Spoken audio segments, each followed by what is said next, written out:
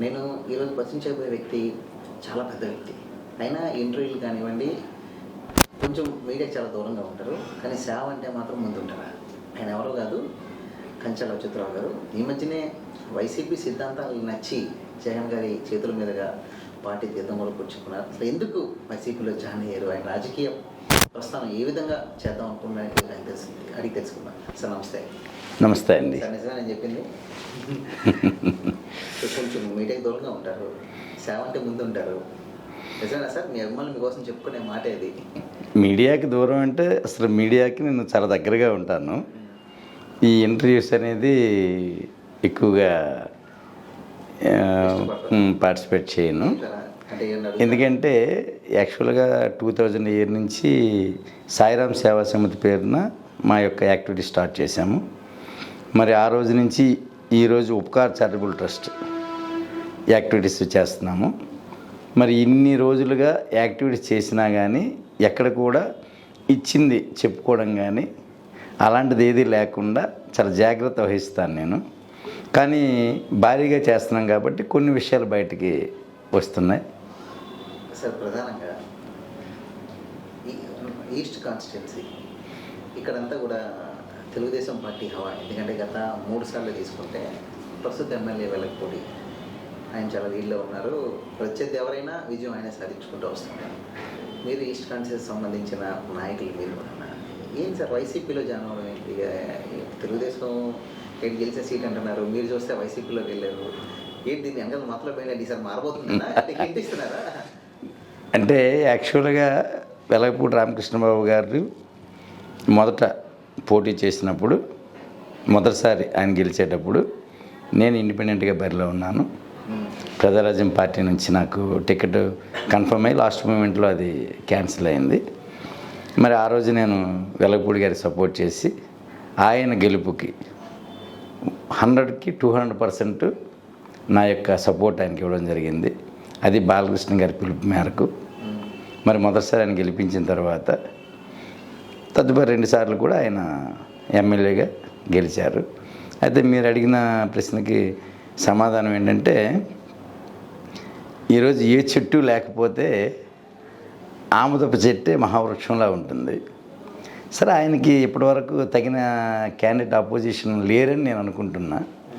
దాని మీద కూడా కొంతవరకు ఓటర్ల తాలూకా ఆలోచన ఎలా ఉంటుందంటే బెటర్ చూస్తారు కాబట్టి ఆయన ఈ 3 టైమ్స్ కూడా గెలిచారని నేను అనుకుంటున్నాను. అది సార్ ఎంవీవీ రూపంలో వచ్చిందనుకోవచ్చా సరైన క్యాండిడేట్? ఎంవీవీ రూపంలో వచ్చింది. ప్లస్ ఇక్కడ చాలా పరిణామాలు మారాయి.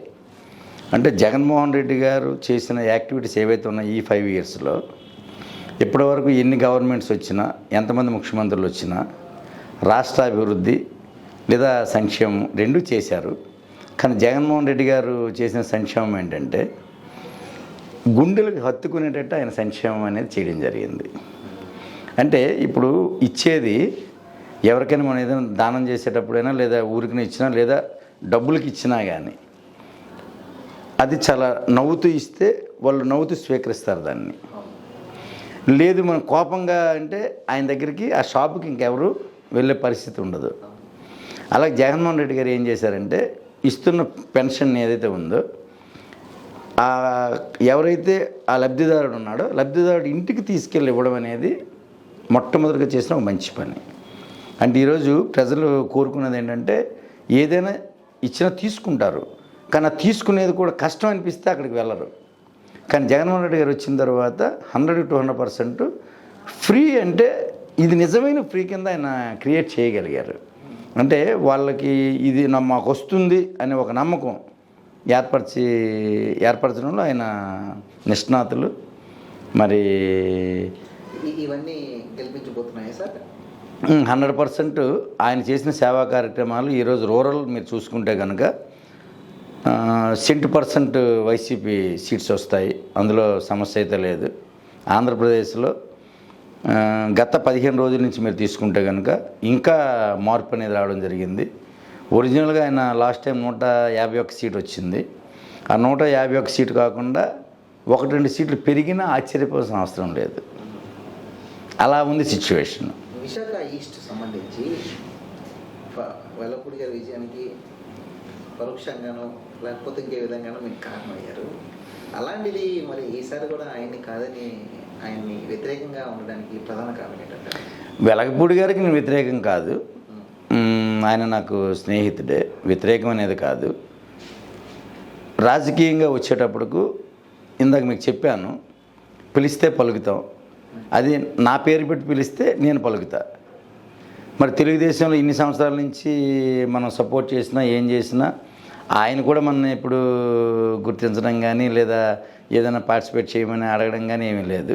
అలాగే మన ట్రస్ట్ యాక్టివిటీస్ అనేది పార్టీలకు అతీతంగా మనం చేసుకుంటూ వెళ్తున్నాము. ఇక వైఎస్ఆర్ పార్టీ నుంచి ఒక చిన్న పిలుపు అనేది మనకి రావడం జరిగింది. పిలిచేటప్పుడు వెళ్ళడం అనేది మానవ ధర్మం. వెళ్ళిన తర్వాత ఇక డైరెక్ట్గా నాకు జగన్మోహన్ రెడ్డి గారే నాతో మాట్లాడినప్పుడు ఆయన్ని చూసిన తర్వాత ఏ ఒక్క పర్సన్ అయినా ఆ పార్టీలోకి వెళ్ళాల్సిందే. సార్, ఒక అపోహ ఉంది సార్ ప్రజల్లో, జగన్మోహన్ రెడ్డి కొంచెం కోపిష్టని, లేకపోతే ఆయన కొంచెం యారగెంట్ అని, ఎమ్మెల్యేలకు అపాయింట్మెంట్ ఎవరని, ఇలాంటి ఒక ప్రచారం బయట గత ఆయన నుంచి విడిపోయిన చాలామంది ఆయన మీద చేస్తున్న ఆరోపణ. మీరు దగ్గర నుంచి జగన్మోహన్ రెడ్డి గారిని ఈ మధ్య చూస్తూ ఉన్నారు కాబట్టి నిజం చెప్పండి, అవన్నీ నిజాలేనా? ఇప్పుడు ఈ మాట్లాడే వ్యక్తులు ఎవరైనా ఏ రోజైనా జగన్మోహన్ రెడ్డి గారిని కలిశారా? ఎవరు కలవలేదు. పార్టీలు కాబట్టి పార్టీ పరంగా వాళ్ళు విమర్శిస్తున్నారే తప్ప జగన్మోహన్ రెడ్డి గారిని దగ్గర నుంచి చూసిన వ్యక్తిని నేను ఊహించిన దానికంటే అసలు నాకే అర్థం కాలేదు ఆయన చూసిన వెంటనే. మీరు 15 ఏళ్ళు టీడీపీలో యాక్టివ్గా అంటే పార్టీ పరంగా లేను, బ్యాక్ ఎండ్గా సపోర్ట్ చేస్తారు. అవును అవును. అక్కడ మీకు చూడలేని జగన్మోహన్ రెడ్డి గారు చూసింది. జగన్మోహన్ రెడ్డి గారి దగ్గరికి నేను ఫస్ట్ డోర్ తీసుకుని లోపలికి వెళ్ళేటప్పటికి ఒక ముఖ్యమంత్రిగా ఒక సీఎం హోదాలో ఆయన లేచి నిలబడి మమ్మల్ని అన్న రండి అని ఆహ్వానించడం, అలా మా అబ్బాయిని తీసుకుని వెళ్ళడం జరిగింది. హీరోని, తను ఇప్పుడు 6 ఫిల్మ్స్ చేస్తున్నాడు. తను కూడా యాంగ్జైటీతో నాతో రావడం జరిగింది.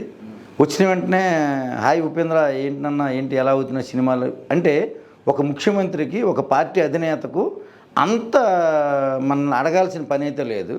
ఇక కూర్చోబెట్టి ఒక ½ అన్ అవర్ మాతో ఆయన రాజకీయం గురించి అవ్వచ్చు, పర్సనల్ ఇష్యూస్ అవ్వచ్చు, ఆయన ఎంత ఉదారంగా మాట్లాడారు. అసలు రాజశేఖర రెడ్డి గారి కుమారుడు అంటే రాజశేఖర రెడ్డి గారికి ఎంతైతే ప్రజల మీద అభిమానాలు, మాట మీద నిలబడే తత్వం ఎంతైతే ఉందో జగన్మోహన్ రెడ్డి గారికి ఆ యొక్క హంస వచ్చిందని నేను అనుకుంటున్నా. ఎందుకంటే ఆయన చూసిన తర్వాత వీళ్ళేదో సైకో అంటారు, లేకపోతే ఇదంటారు. అసలు అనేవాళ్ళే సైకోలేమో అనేది నాకు డౌట్. ఎందుకంటే ఆయన చూసిన తర్వాత అందుకే నేను ప్రతి ఒక్కరికి ఒకటే కోరుతున్నా, జగన్మోహన్ రెడ్డి గారికి కూడా నేను ఈ ఇంటర్వ్యూ ద్వారా నేను ఆయనకి విన్నవించుకుంటున్నా, ప్రతి ఒక్కరికి మీరు అపాయింట్మెంట్ ఇవ్వండి. మిమ్మల్ని తిట్టే వాళ్ళు వచ్చి అడిగినా మేము మీ అపాయింట్మెంట్ ఇవ్వండి. మీ గురించి అందరికీ తెలుస్తుంది, మీ మంచితనం ఏంటో తెలుస్తుంది. మీరు దూరంగా ఉంటారనో లేకపోతే ఇంకోటనో అపోహ మాత్రమే. ఈ యొక్క విషయాన్ని బయటికి 10 సార్లు చెప్పినంత మాత్రాన అక్కడికి వెళ్ళి వచ్చే వ్యక్తి మాత్రం ఇది తప్పు అని అనక మానడు. ఇది సార్ ప్రధానంగా వైసీపీని ఎంచుకోవడానికి ఏదైనా కారణం ఉందా? అంటే ఈరోజు అంటే ఇక్కడ 2 ఇష్యూస్ మీకు చెప్పాలి. తెలుగుదేశం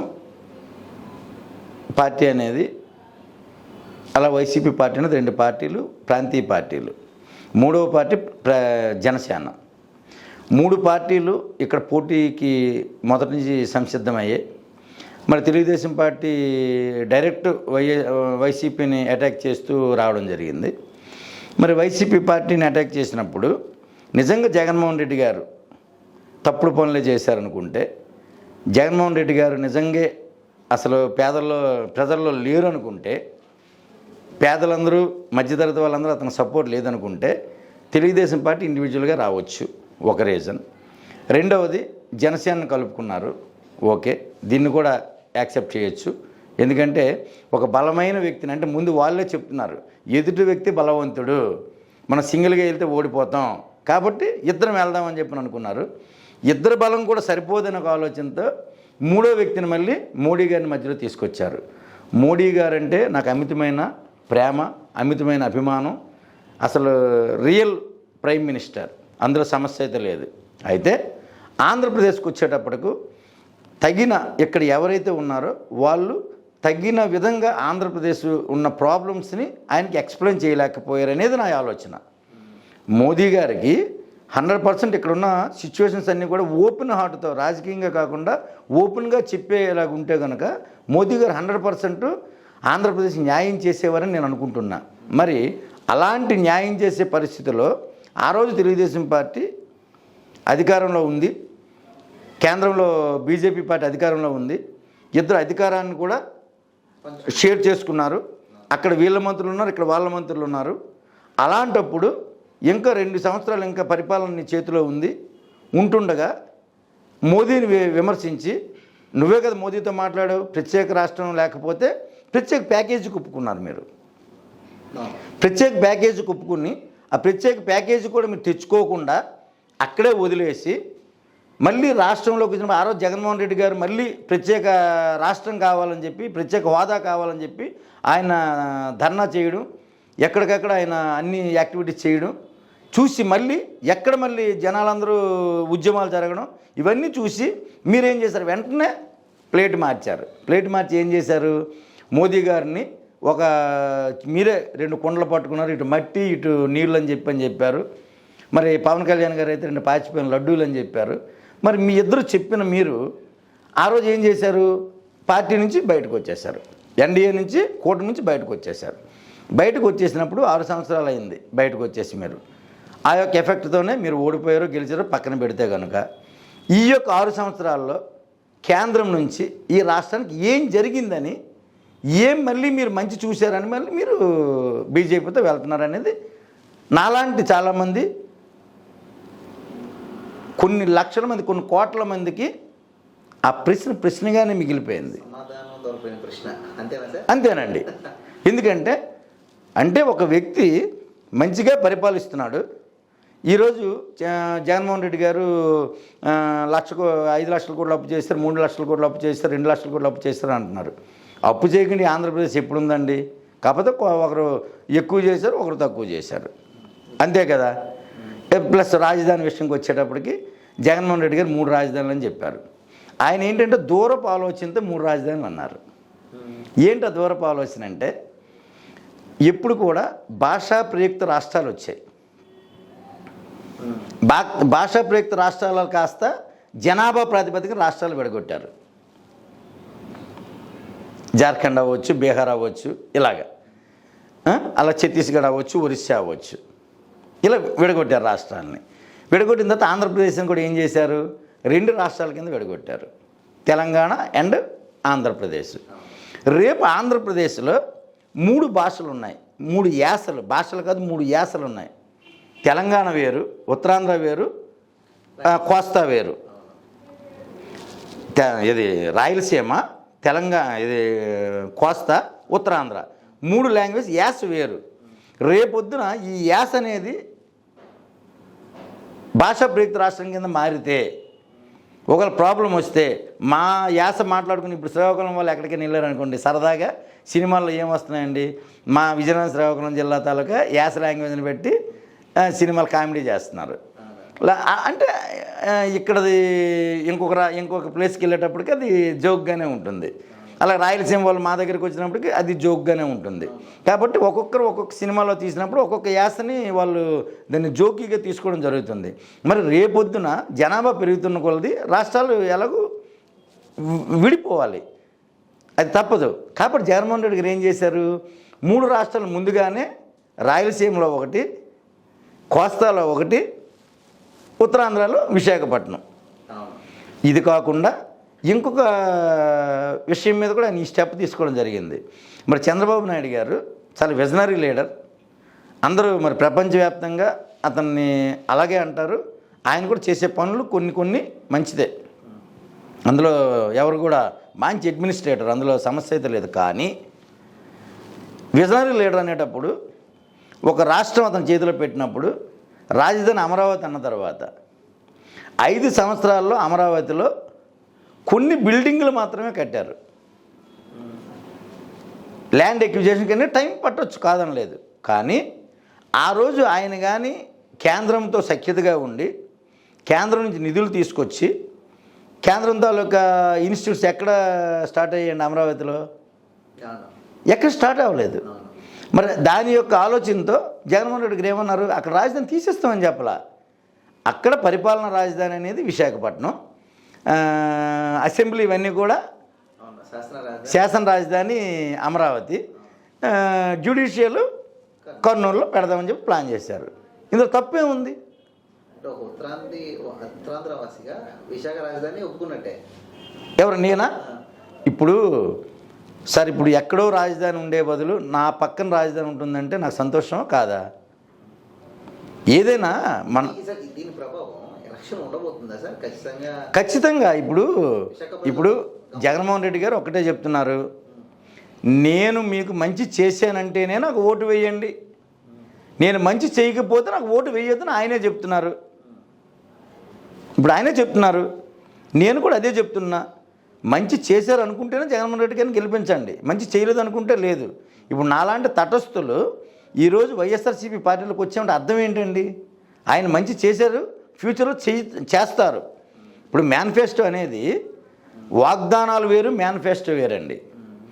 వాగ్దానాలు అనేవి కొన్ని నెరవేరుతాయి, కొన్ని నెరవేరవు. కానీ మేనిఫెస్టో అనేది పవిత్ర గ్రంథం ఆ పార్టీకి.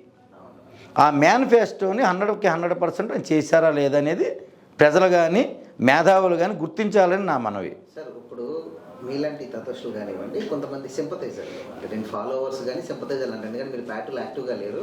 ఆ పార్టీ అంటే చంద్రబాబు విజనరీ కావచ్చు, టీడీపీ పార్టీ మీద అభిమానం కావచ్చు. కొంచెం సింపతైజర్లు అందరూ కూడా పార్టీని వీడుతున్నారంటే అర్థమైంది సార్, టీడీపీ సీన్ అయిపోతుంది అనుకోవచ్చా? ఏంటి, ఎలా చూడాలని? అంటే ఎప్పుడు కూడా నేను దీనికి వ్యతిరేకిని.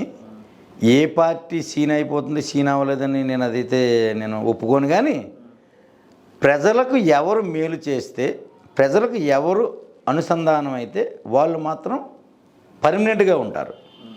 ఇందులో సమస్య లేదు. ఎప్పుడు కూడా తెలుగుదేశం పార్టీ మీరు చూడండి, గెలిచిన తర్వాత రెండోసారి గెలవాల. ఒక్కసారి ఎన్టీ రామారావు గారి తర్వాత వెంటనే ఎలక్షన్ వచ్చింది కాబట్టి అప్పుడు జరిగిందేమో. కానీ తరువాత పార్టీ అనేది ఆంధ్రప్రదేశ్లో ఒక పార్టీ తన అధికారం 5 సంవత్సరాలు అయిన తర్వాత రెండోసారి గెలవాల. మరి ఇది జగన్మోహన్ రెడ్డి గారికి సాధ్యం అనుకుంటున్నాను నేను. ఎందుకంటే ఈరోజు ఉద్యోగాలు అంటారు. 5,000 అయినా 10,000 అయినా 20,000 అయినా కష్టపడితే డబ్బు ఇచ్చేది ఉద్యోగం. నిరుద్యోగ భృతి అంటారు. నిరుద్యోగ భృతి అంటే ఏంటి అర్థం? అంటే మనమే స్టూడెంట్స్ని, వాళ్ళని ఎడ్యుకేటెడ్స్ని, ఆ జాబుల గురించి ఎదురు చూస్తున్న మనమే వాళ్ళని డిగ్రీ చేసేస్తున్నాం. నిరుద్యోగి నువ్వు, నీకు నేను డబ్బులు ఫ్రీగా ఇస్తున్నాను, ఇది కాదు ఈ రాష్ట్రానికి కావాల్సింది. ఈ రాష్ట్రం ఉన్న యువతకి ఇది కాదు కావాల్సింది. ఈ యువతకు కావాల్సింది ఏంటంటే డిగ్నిటీ. ఆ డిగ్నిటీ ఎక్కడి నుంచి వస్తుంది? జాబ్ వల్ల వస్తుంది. ఏ పనైనా చేయడానికి రెడీ ఎవరైనా. ఆత్మాభిమానం ఉన్న ఏ ఒక్క వ్యక్తి అయినా కానీ తను ఏం చేస్తాడు, కష్టపడి రూపాయి తెచ్చుకోవాలనుకుంటాడు తప్ప ఎవరో ఊరికి ఇస్తే మాత్రం తీసుకునే పరిస్థితి లేదు.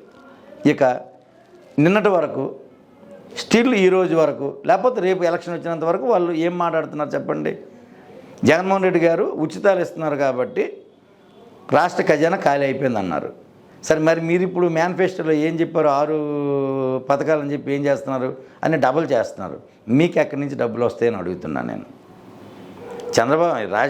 ఇప్పుడు జగన్మోహన్ రెడ్డి గారు ఇవన్నీ పథకాలు ఇవ్వడం వల్ల జగన్మోహన్ రెడ్డి గారు మరి అప్పులు చేశారని చెప్పి మీరు అంటున్నారు కదా. మరి అలాంటి జగన్మోహన్ రెడ్డి గారు అప్పులు